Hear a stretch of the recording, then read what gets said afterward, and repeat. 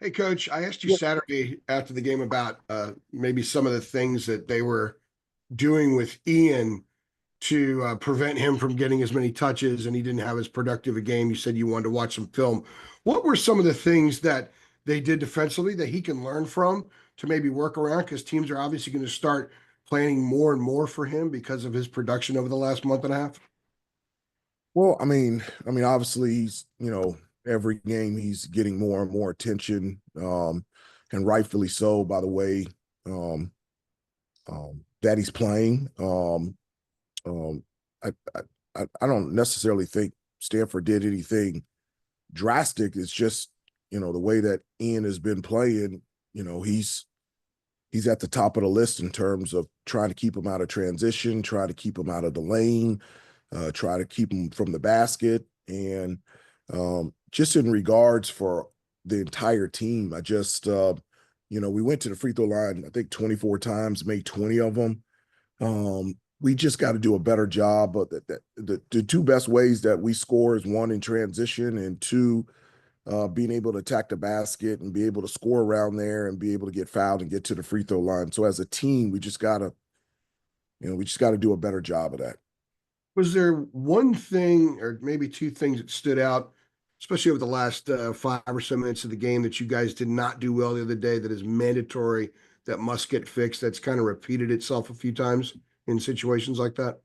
Well, again, I wouldn't just look at it the last 5 minutes of the game. It's um, I think I said on Saturday there were a number of little things that we just made mistakes on. I mean, from um, execution on the offensive ends, like setting screens, spacing, going to the offensive glass, um, out of bounds underneath, uh, boxing out, those things. Guys, I don't look at just the 5 minutes. I look at the entire game, and there's plays all throughout the game, um, in any game, that like the details matter. Like every possession matters. It's not just within the last 5 minutes.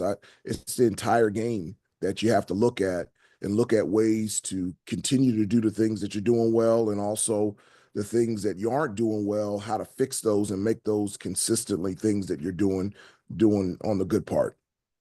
Thank you. Appreciate it. I'll go next to Jeremiah Holloway. Go ahead, Jeremiah.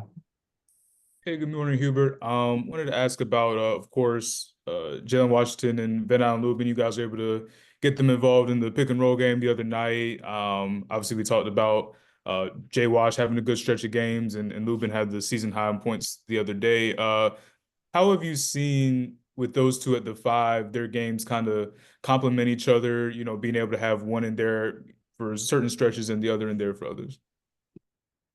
Well, I mean, I don't know the statistics, but in terms of combining their stats in terms of points and rebounds, um, over the last 5, 6, maybe 7 games, they've consistently given us production from that position. And so whether it be Jay Wash's blocking shots, rebounding the basketball, guys finishing around the basket, running the floor in transition. And so that's been really good for us. And, I'm happy that they're continuing to improve and giving the team the type of production that they've been given over the last 5 or 6 games. Michael Coe, go ahead. Good morning, Hubert. Good With morning.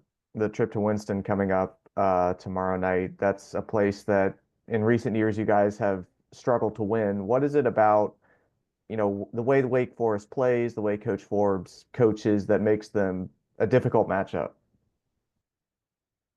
Well, Wake Forest is always good, and Coach Forbes is a great coach.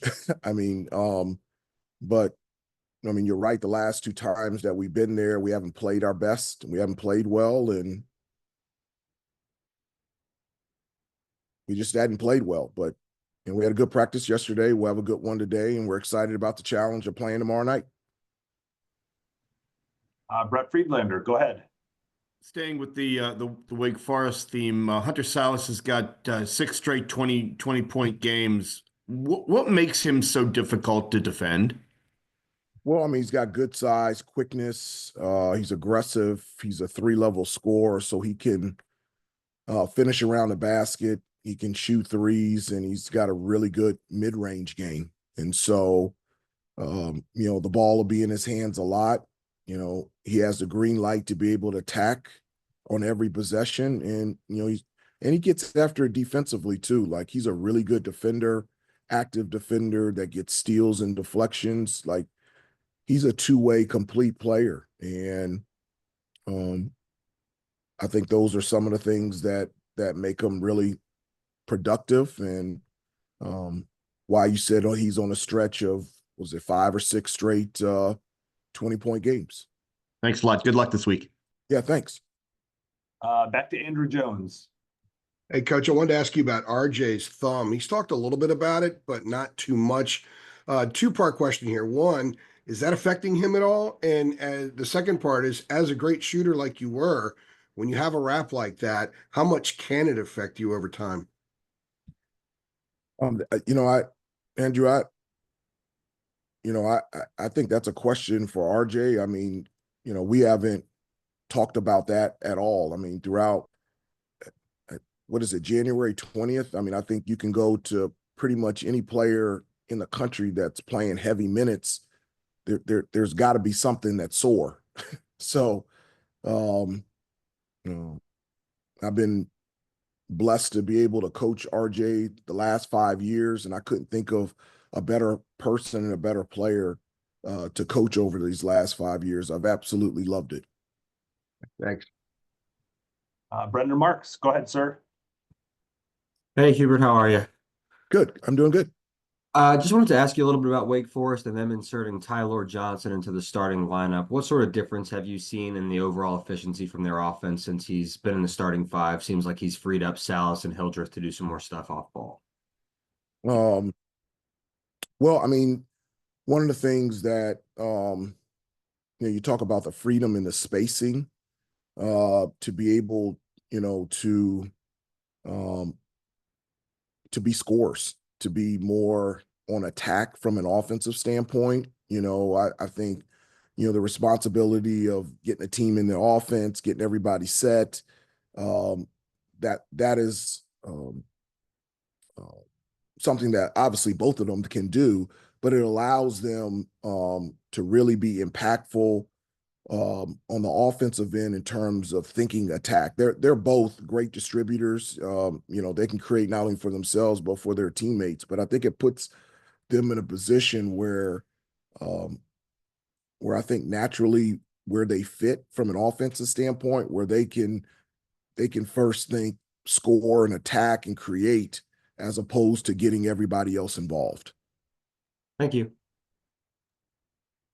Hubert, thank you for the time. Appreciate it. Yeah. Have a good day, guys. See you guys later.